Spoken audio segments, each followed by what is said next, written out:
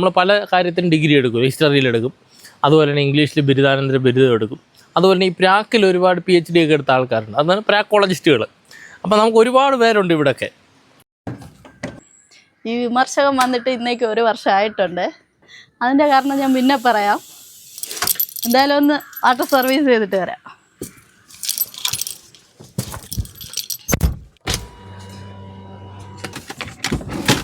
ഒരുപാട് അപവാദങ്ങൾ കേട്ട the car പോലത്തെ ഒരു കാറാണ് എൻ്റെ ഈ കാറ്. തൽക്കാലം വാട്ടർ സർവീസ് മാത്രമേ ചെയ്യുന്നുള്ളൂ.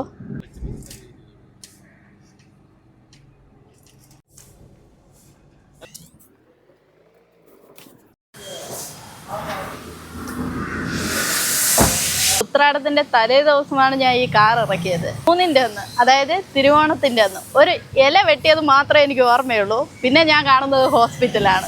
കഴിഞ്ഞ തിരുവോണത്തിന് എനിക്ക് കിട്ടിയ 8-ൻ്റെ പണിയാണിത്. ഊണ് കഴിക്കാനായി ഇല വെട്ടാൻ പോയത് ഓർമ്മയേ ഉള്ളൂ. വെട്ട് കിട്ടിയത് കൈ 2ആയിട്ട് മുറിഞ്ഞു. ടെൻഡൻ കട്ടായി, സർജറി ചെയ്തു. പിന്നെ ഞാൻ ഒരു 4 മാസത്തോളം റെസ്റ്റിലായിരുന്നു. ഒരു ജോലിയും ചെയ്യാൻ പറ്റാതായി. ഇപ്പോഴും 1 വർഷമായിട്ടുണ്ട്. എന്നാൽ കൈ ഇത്ര മാത്രമേ മടങ്ങത്തുള്ളൂ, പൂർണ്ണമായും മടങ്ങില്ല. വണ്ടി വാഷ് ചെയ്യുന്നത് വീട്ടിൽ തന്നെയാണ് വാഷ് ചെയ്യുന്നത്. എന്നാലും നമുക്ക് വാക്വം ഒക്കെ ഉണ്ട്. എന്നാലും സർവീസ് സ്റ്റേഷനിൽ പോയി റാമ്പ് എപ്പോഴും അടിവശം റാമ്പിൽ കയറ്റി ഒന്ന് വാഷ് ചെയ്യണം. നമുക്ക് അതിനുള്ള സൗകര്യം കിട്ടത്തില്ലോ. എപ്പോഴും വണ്ടിയുടെ മൾകാടിനകത്തും അതുപോലെ തന്നെ വണ്ടിയുടെ ചേസിനടിയിലുമൊക്കെ ഒരുപാട് ചെളിയൊക്കെ ഇരിക്കും. നമ്മൾ എത്രത്തോളം കഴിയാലും അത് പോകത്തില്ല. അപ്പോൾ വർഷത്തിൽ 2 പ്രാവശ്യമെങ്കിലും നമ്മൾ അങ്ങനെ ഒരു സർവീസ് ചെയ്യണം. അതെന്തുകൊണ്ടും ബെറ്ററാണ്. അതുകൊണ്ടാണ് ഇന്ന് വന്നത് നമ്മൾ സർവീസ് ചെയ്യാനായിട്ട്. അപ്പോൾ സർവീസ് ചെയ്ത് കഴിഞ്ഞിട്ട് ബാക്കി വീഡിയോ നമുക്ക് കാണാം. ഒരുപാട് വണ്ടികളൊക്കെ രാവിലെ ഉത്രാടമായിട്ട് സർവീസിനൊക്കെ വന്നിട്ടുണ്ട്. എല്ലാവരും തിരക്കിട്ടാണ്. എല്ലാവരും തലേദിവസമാണല്ലോ എല്ലാ കാര്യങ്ങളും ചെയ്യുന്നത്. അതുകൊണ്ട് പെട്ടെന്ന് ഇനി നമുക്ക് 2 വണ്ടിയുടെ സർവീസ് ചെയ്യണ്ട. അത് മിക്കവാറും വീട്ടിൽ തന്നെ ഞാൻ സർവീസ് ചെയ്യും.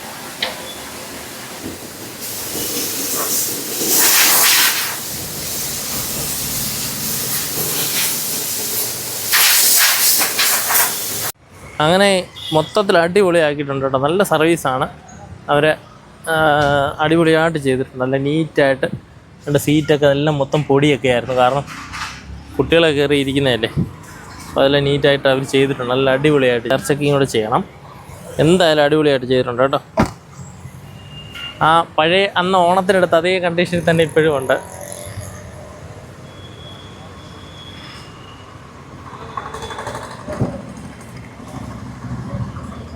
കുറവാണ്. ഒരു വണ്ടി എടുത്തതിൻ്റെ പേരിൽ മിത്രങ്ങൾ പോലും ശത്രുക്കളായി. എന്താ കാര്യം എന്നൊരു പിടിയില്ല. കുറച്ച് പേര് ടീമായിട്ട് ചേർന്ന് നിന്നിട്ട് നമ്മളെ ഒരുമാതിരി അവഹേളിക്കുന്ന പോലെ. ഇവനെയൊന്നും ഞങ്ങൾ മൈൻഡ് ചെയ്യാനേ പോവില്ല. ടീമായിട്ട് നിന്നിട്ട് നമ്മളെ അവോയ്ഡ് ചെയ്യുന്ന രീതി കാണിക്കുന്നുണ്ട്. നീയൊക്കെ എന്തൊക്കെ കാണിച്ചെന്ന് പറഞ്ഞാലും നമുക്കൊരു പുല്ലുമില്ല. നമുക്ക് നാട്ടുകാരെ സപ്പോർട്ടുണ്ട്. അതാണ് ഏറ്റവും വലുത്. മനസ്സിലായില്ലേ? പാവം പിടിച്ചവരുടെ എന്ത് വിഷയം ഉണ്ടെങ്കിലും നമ്മളെപ്പോലുള്ള പാവം പിടിച്ചവരും നമ്മളെപ്പോലുള്ള ആൾക്കാർ ആ ഒരു വിഷയം ഉണ്ടെങ്കിൽ ജെന്യുവലാണെങ്കിൽ നമ്മളത് ഇടപെടുന്നതെന്ന് പറഞ്ഞാൽ വിളിച്ച് പറയുമ്പോഴും നമ്മൾ ചെന്ന് നോക്കുമ്പോഴും ആ സാഹചര്യം അതാണെങ്കിൽ നമ്മൾ ഇടപെടും. അതൊക്കെയാണ് നമ്മുടെ ന്യൂസായിട്ടൊക്കെ വരുന്നത്. ഞാൻ 18 വയസ്സിൽ ലൈസൻസ് എടുത്ത ഒരാളാണ്. അപ്പോൾ ഏകദേശം ഇപ്പോൾ എനിക്ക് 38 വയസ്സായി. അപ്പോൾ എത്ര വർഷത്തെ എക്സ്പീരിയൻസ് ഉണ്ടെന്ന് കണക്കാക്കാൻ പറ്റും. അപ്പം നമ്മുടെ തൊഴിലിൻ്റെ ഭാഗമായിട്ട് പല വണ്ടികളും മാറി ഓടിച്ചിട്ടുണ്ട്. അപ്പോൾ ഇതിവിടെയല്ല, എറണാകുളം സൈഡിലൊക്കെയാണ് ഞാൻ വണ്ടി ഓടിക്കാൻ കൂടുതലും ജോലി തേടിയൊക്കെ പോയിട്ട് എറണാകുളം തൃശ്ശൂർ സൈഡിലേക്ക്. അപ്പോൾ അന്നൊക്കെ എന്ന് പറഞ്ഞാൽ ടാറ്റാ സുമോ, ജീപ്പ് അങ്ങനെയുള്ള വണ്ടികളാണ് വലിയ വണ്ടികളായിട്ട് നമ്മുടെ ഓടിക്കാൻ കിട്ടുമ്പോൾ ഭയങ്കര സന്തോഷമുള്ള കാര്യങ്ങളെന്ന് പറയുന്നത്. അതുപോലെ തന്നെ ആ ഒരു വണ്ടികളിലൊക്കെ തുടങ്ങി അത്യാവശ്യം എല്ലാ വണ്ടികളും ഓടിക്കാനുള്ള ഒരു ലൈസൻസ് എനിക്ക് ഏകദേശമൊക്കെ ഒരു ട്രെയിലർ വരെയൊക്കെ ഉണ്ട്. അപ്പോൾ ഈ ഓട്ടോറിക്ഷയുടെ ലൈസൻസ് പോലും ഇല്ലാത്തവൻ പറയുന്നത് ഞാൻ പറഞ്ഞു തരാം എന്താ കാര്യം. അപ്പോൾ എൻ്റെ ഭാര്യ പ്രഗ്നൻ്റ് ആയിരുന്ന സമയത്ത് ഞങ്ങൾക്ക് ഓട്ടോ വിളിക്കാൻ നോക്കിക്കഴിഞ്ഞാൽ ഡെയിലി ഒരു 1000 രൂപ, അല്ലെ പോകുന്ന സമയത്ത് 1000 രൂപയും പിന്നെ അവരെ ഒരുപാട് നേരം വെയിറ്റ് ചെയ്യേണ്ട അവസ്ഥയിലൊക്കെ ഞങ്ങളൊരു 30,000 രൂപ കൊടുത്തിട്ട് 800 വാങ്ങി. അപ്പോൾ അതിന് മുമ്പ് എനിക്ക് വണ്ടികളൊക്കെ ഉണ്ടായിരുന്നു. ഈ 800 വാങ്ങിയപ്പോഴും നമുക്ക് ഈ 800-ൽ നടക്കാൻ പോലും യോഗ്യതയില്ല എന്ന് പറഞ്ഞാൽ ആറികളുണ്ട്. അത് ഞാൻ പറയുന്നില്ല. ഞാനാണ് കേട്ടെങ്കിൽ ഡയറക്റ്റ് കേട്ടെ അടിച്ച് ചെവുക്കുറ്റി പോച്ചേനെ. അപ്പോൾ അതൊന്നും ഞാൻ ചെയ്തില്ല. അപ്പോൾ എന്താണ് ഈ യോഗ്യ എന്ന് പറയുന്നത്? ഇന്ന് ആർക്ക് റേഷൻ കാർഡിൻ്റെ കോപ്പിയും അതുപോലെ തന്നെ ഒരു തിരിച്ചറിയൽ കാർഡിൻ്റെ കോപ്പിയും എല്ലാം കൂടെ സ്റ്റേറ്റ്മെൻറ്റും കൂടെ കൊടുത്ത ഒരു വണ്ടി ആർക്കും കൊടുക്കും. ഈ വണ്ടിയൊന്നും വലിയൊരു സംഭവമൊന്നുമല്ല. ഇന്നത്തെ കാലത്ത് നമുക്ക് എത്രത്തോളം നമ്മളെ ആത്മാർത്ഥമായിട്ട് സ്നേഹിക്കുന്നവരുണ്ടെന്ന് അറിയണമെങ്കിൽ നല്ലൊരു വീട് വെക്കുക, അല്ലെങ്കിൽ ഒരു കാർ എടുക്കുക. അപ്പം നമ്മളോട് സന്തോഷമായിട്ടിടാ വണ്ടി എടുത്തിട്ട് സന്തോഷമായി എന്ന് പറഞ്ഞ ഒരുപാട് സുഹൃത്തുക്കൾ എനിക്കുണ്ട്. അതുപോലെ തന്നെ പലരും അന്നോട്ട് മിണ്ടാതായ ആൾക്കാരും ഉണ്ട്. അതൊന്നും പേരെടുത്ത് ഞാൻ പറയുന്നില്ല. അപ്പം അങ്ങനെയുള്ള ചിലർക്കൊരു സ്വഭാവമുണ്ട്, അവർക്ക് മാത്രമേ ആകാവൂ. എപ്പോഴും അവരുടെ മുന്നിൽ ചെന്ന് നമ്മൾ 100 രൂപ ചോദിക്കണം. അപ്പോൾ എപ്പോഴും നമുക്ക് താഴെ നിൽക്കാവൂ എന്ന് പറഞ്ഞുള്ള ആൾക്കാരുണ്ട്. ഒരു മനുഷ്യനൊരു ബുദ്ധിമുട്ട് എല്ലാ കാലത്തും ബുദ്ധിമുട്ടായിരിക്കുകയില്ല. നമുക്കൊരു ദുരിതമൊക്കെ വരുന്നത് ദൈവം നമുക്ക് കുറച്ച് ദിവസം ദുരിതം തരും. അത് കഴിഞ്ഞിട്ട് നമുക്ക് ജോലി ചെയ്യാനുള്ള ആരോഗ്യം തന്നിട്ടുണ്ടല്ലോ. നമ്മൾ ജോലി ചെയ്ത് ഒരു വണ്ടി വാങ്ങിച്ച് കഴിഞ്ഞപ്പോഴത്തേന് ഇനി പറയാനൊന്നുമില്ല. അപ്പോൾ ഒരു വണ്ടി ഇപ്പോൾ ആർക്കും വണ്ടിയില്ലാത്തവരില്ല. ഒരു 100% ആൾക്കാരുടെ അടുത്ത് 85% പേരുടെ കയ്യിലും വണ്ടിയുണ്ട്. അപ്പോൾ വണ്ടിയൊന്നും വലിയ സംഭവമൊന്നുമല്ല. എന്നാലും ആൾക്കാരുടെ മനസ്സ് ഇതുകൊണ്ട് ഞങ്ങൾക്ക് മനസ്സിലാക്കാൻ പറ്റി. എൻ്റെ മോനൊരു സർജറി ഉണ്ടായിരുന്നു 2-2.5 വർഷത്തിന് മുമ്പേ. അപ്പോൾ ഒറ്റയടിക്ക് ഒരു 12 ലക്ഷം രൂപയൊന്നും നമ്മളെ കൊണ്ട് ഒപ്പിക്കാൻ പറ്റില്ല. അന്ന് ഈ വീട് ലോണായിരുന്നു, അതും ഒന്നും ചെയ്യാൻ പറ്റാത്ത അവസ്ഥയായിരിക്കുമായിരുന്നു. അപ്പോൾ ഈ ഒരു അവസ്ഥയിൽ നമുക്ക് കുറച്ച് പേര് നമുക്ക് ആത്മാർത്ഥമായിട്ട് ഹെൽപ്പ് ചെയ്ത ആൾക്കാരുണ്ട്. അപ്പം അത് ഒരു മാസം കൊണ്ട് ഇത്രയും പൈസയൊന്നും ആരെ കൊണ്ടും പറ്റില്ല. അതുകൊണ്ട് ഞങ്ങൾക്ക് കുറച്ച് സുഹൃത്തുക്കളും അതുപോലെ തന്നെ കുറച്ച് ആൾക്കാരെല്ലാം കൂടെ ഹെൽപ്പ് ചെയ്താണ് നമ്മൾ സർജറി നടത്തിയത്. ഈ സർജറി നടത്തി കഴിഞ്ഞ് നമ്മൾ നോർമൽ സ്ഥിതിയിലോട്ട് വന്നു. പിന്നെ മോൻ്റെ തെറാപ്പി കാര്യങ്ങളൊക്കെ നടക്കുന്നുണ്ട്. എൻ്റെ ഫീൽഡ് എന്ന് പറഞ്ഞാൽ ഡ്രൈവിംഗ് ആയിരുന്നു. ഡ്രൈവിംഗ് ഞാനിപ്പോൾ പൂർണ്ണമായിട്ട് ഉപേക്ഷിക്കാനുള്ള കാരണം എന്ന് പറഞ്ഞാൽ ഡ്രൈവിങ്ങിനൊക്കെ പോയി കഴിഞ്ഞാൽ തുച്ഛമായ ശമ്പളം ഇപ്പോൾ കിട്ടുന്നുള്ളൂ.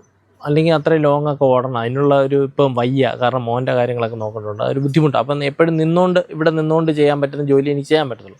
അപ്പം ഞാൻ വിചാരിച്ചു ഗ്രാസ് കട്ടിങ് ചെയ്യാമെന്നുള്ള പരിപാടി. ഗ്രാസ് കട്ടിങ് തുടങ്ങിയിട്ട് ഏകദേശം 1 വർഷമായി. ആൾ നിർത്തി നമ്മൾ വർക്ക് എടുത്ത് ചെയ്തുകൊണ്ടിരിക്കുന്നത്. അപ്പം പുള്ളിയെ കൊണ്ടും അത്രയും വർക്ക് കവർ ചെയ്യാൻ പറ്റാത്തതുകൊണ്ട് ഇപ്പം വേറൊരു പയ്യനെയും കൂടെ വെച്ചു. അതുപോലെ തന്നെ ഞാനും മെഷീൻ എടുത്തു. എന്നിട്ടാണ് നമ്മൾ വർക്ക് ഓടിക്കുന്നത്. അപ്പോൾ എന്തായാലും അതിൽ നിന്ന് നല്ല വർക്ക് കിട്ടുന്നുണ്ട്. അത്യാവശ്യം കുഴപ്പമില്ലാത്ത രീതിയിലുണ്ട്. പിന്നെ കുറച്ച് പയ്യന്മാരൊക്കെ വന്ന് ചെയ്തിട്ടൊക്കെ അവർക്ക് കിട്ടിയിട്ട് പോകും. എന്നാലും നമ്മൾ സ്ട്രോങ് ആയിരിക്കണമല്ലോ. നമ്മൾ 2 പേര് സ്ട്രോങ് ആണ്. അതുകൊണ്ട് നമ്മുടെ വർക്കൊക്കെ മുന്നോട്ട് നല്ല രീതിക്ക് പോകുന്നുണ്ട്. അതുപോലെ തന്നെ നമ്മുടെ ചാനലിനും അത്യാവശ്യം വരുമാനമുണ്ട്. ചിലർ പറയുന്നത് ചുമ്മാ ഇരുന്ന് പൈസ ഉണ്ടാക്കുമല്ലോ, കഷ്ടപ്പെട്ട എൻ്റെയൊക്കെ കഷ്ടപ്പാടെന്ന് ഈ പറയുന്ന ഒരുത്തനും ഈ പറഞ്ഞ ആരും പേരെടുത്ത് ഞാൻ പറയുന്നില്ല, കഷ്ടപ്പെട്ടാണ് ഞങ്ങളൊക്കെ ഉണ്ടായി.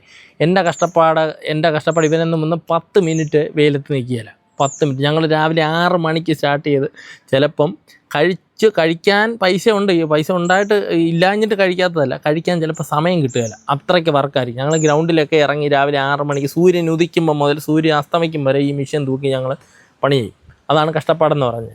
അല്ലാതെ എവിടെയെങ്കിലും കയറി AC ഇട്ടിരുന്നിട്ട് മനസ്സിലായില്ലേ ഞങ്ങൾ ഈ ചെയ്യുന്ന പരിപാടിയല്ല. അപ്പോൾ ഒരു 2-3 പേര് പറഞ്ഞ് ഞങ്ങൾ കഷ്ടപ്പെട്ടിട്ടല്ല, ചുമ്മാ നടന്ന് പൈസ ഉണ്ടാക്കുവാണ്. നമ്മൾ വീഡിയോ ചെയ്യാൻ പോകുന്നുണ്ട്. ഈ പണിയും കഴിഞ്ഞ് വന്നിട്ട് കുളിച്ചുടനെ ഞാൻ വീഡിയോ ചെയ്യാൻ പോകും. അപ്പോൾ അങ്ങനെയൊക്കെയുള്ള കാര്യങ്ങളുണ്ട്. അത് ആരായാലും പറഞ്ഞവർക്ക് മാത്രമാണ്. അപ്പോൾ നമ്മളോട് പറഞ്ഞതെന്ന് പറഞ്ഞാൽ ഞങ്ങൾ കഷ്ടപ്പെട്ടാണ് ഉണ്ടാക്കുന്നത്. ബാക്കിയുള്ളവരെല്ലാം ഇവിടെ പറഞ്ഞു കഴിഞ്ഞാൽ അത് കൂടിപ്പോവും. അത് ഞാൻ പറയുന്നില്ല. ഞങ്ങളുടെ കഷ്ടപ്പാടൊന്നും അറിയത്തില്ല. ഈ പറയുന്ന ഒരുത്തനും ഈ പറയുന്ന നമ്മൾ ചെയ്യുന്ന പണിയൊന്നും ഈ പ്രൊഫഷണലിൽ നിൽക്കുന്നവരാരും അതിനെപ്പറ്റി പറയില്ല. അതിൻ്റെ ബുദ്ധിമുട്ടറിയാം. അപ്പോൾ അങ്ങനെ പറഞ്ഞവരുണ്ട്. കഷ്ടപ്പെടാതെയാണ് ഞങ്ങൾ ജീവിക്കുന്നത്. കഷ്ടപ്പെടാതെയൊന്നുമല്ല, ഈ പറയുന്ന കഷ്ടപ്പെട്ട് തന്നെയാണ് നമ്മൾ ജീവിക്കുന്നത്. അപ്പോൾ നമ്മൾ വണ്ടി എടുത്തു കഴിഞ്ഞ് ഒരു 3 ദിവസം കഴിഞ്ഞപ്പോഴത്തേന് എൻ്റെ വൈഫിൻ്റെ കൈ ഒന്ന് മുറിഞ്ഞു. അപ്പോൾ കുറച്ച് സ്റ്റിച്ചൊക്കെ ഉണ്ട്. അപ്പോൾ അത് പറഞ്ഞ ആൾക്കാരുണ്ട്, അഹങ്കാരത്തിന് കിട്ടിയെന്ന് പറഞ്ഞ ആൾക്കാരുണ്ട്. അപ്പോൾ സാഹചര്യം കൊണ്ട് ചിലപ്പോൾ ഇവരുടെയൊക്കെ പ്രാക്കൊണ്ടായിരിക്കാം കിട്ടിയത്. എന്നാലും നമ്മൾ ദൈവത്തെ വിളിക്കുക. നമ്മൾ അങ്ങനെയുള്ള ഒരാളുടെ നന്നാകുന്നതിന് ഒരാളെ മോശം പറയുകയൊന്നുമില്ല, ഒരിക്കലുമില്ല. അവരെപ്പോഴും നല്ലതായിട്ടിരിക്കട്ടെ എന്നൊക്കെയാണ് പറയുന്നത്. ഒരു വീട് വയ്ക്കാൻ ഒരാൾ വന്ന് പറയുമ്പോൾ നല്ലൊരു കാര്യമാണ്. എത്രയും പെട്ടെന്ന് ഒരു വീട്, എല്ലാവരുടെയും ഒരു ആഗ്രഹമല്ലേ ഒരു വീട്, വാഹനം എന്നൊക്കെ പറയുന്നത്. അത് അവർ ചെയ്യുന്ന കാര്യം. അപ്പം നമ്മളോട് ആ സന്തോഷത്തിൽ പങ്കുചേരുക എന്നല്ല, എല്ലാവരെയും വിമർശിക്കാനോ നമുക്കൊന്നും. അപ്പോൾ ഈ ഭാവിയിൽ എപ്പോഴെങ്കിലും ഒരു കാർ എടുക്കുമെന്നുണ്ടായിരുന്നെങ്കിൽ എൻ്റെ മോനെ സഹായിക്കില്ലായിരുന്നു എന്നൊക്കെ പറഞ്ഞവരുണ്ട്. അതൊക്കെ നമുക്ക് കൃത്യമായിട്ട് എണ്ണിയിട്ടറിയാം. നിങ്ങളാണ് എന്നെ ഇവിടെ വരെ എത്തിച്ചത്. കാരണം എന്ന് പറഞ്ഞാൽ ഇത്രയും സോഷ്യൽ മീഡിയയുടെ വർക്കിൻ്റെ സത്യം പറയാൻ ബഹളമാണ്. വർക്ക് ചെയ്യാൻ പറ്റാത്ത പോലെ കിടക്കണം, നമ്മുടെ കയ്യിൽ നിൽക്കാത്ത പോലെ വർക്കുണ്ട് ഇപ്പം. അപ്പോൾ അത് അത്രയും തന്നത് നമ്മുടെ ഈ ചാനലിലൂടെയാണ്. അപ്പോൾ ഈ ഓരോ പ്രേക്ഷകരും നിങ്ങൾക്ക് വർക്ക് ഇല്ലെങ്കിൽ പോലും നിങ്ങളെ ഷെയർ ചെയ്ത് വിടുന്നുണ്ട്. അത്രയും ഷെയറും കാര്യങ്ങളും എല്ലാം വരുന്നുണ്ട്. കോളുകൾ തന്നെ എനിക്ക് അറ്റൻഡ് ചെയ്യാൻ വയ്യാത്ത രീതിയിലുണ്ട്. വാട്സപ്പ് കോൺടാക്റ്റും അതുപോലുണ്ട്.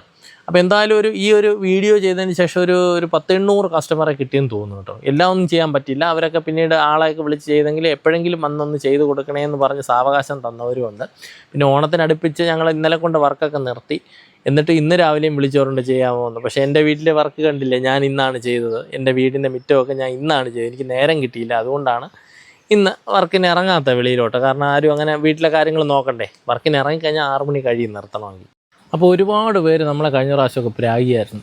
കാരണം ഓരോരുത്തർ ഈ പ്രാഗുക എന്ന് പറഞ്ഞാൽ അത് ഏൽക്കുന്നില്ലെന്നല്ല, ഏൽക്കുന്നുണ്ട്. നമ്മൾ ദൈവത്തെ വിളിച്ചങ്ങ് മാറ്റും. നമ്മൾ തിരിച്ചൊന്നും പറയാൻ പോലെ. കാരണം ഈ പ്രാക്ക് തിരിച്ചടിക്കും.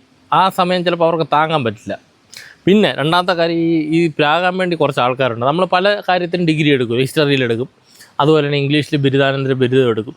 അതുപോലെ തന്നെ ഈ പ്രാക്കിൽ ഒരുപാട് PhD ഒക്കെ എടുത്ത ആൾക്കാരുണ്ട്. അതാണ് പ്രാക്കോളജിസ്റ്റുകൾ. അപ്പോൾ നമുക്ക് ഒരുപാട് പേരുണ്ട് ഇവിടെയൊക്കെ.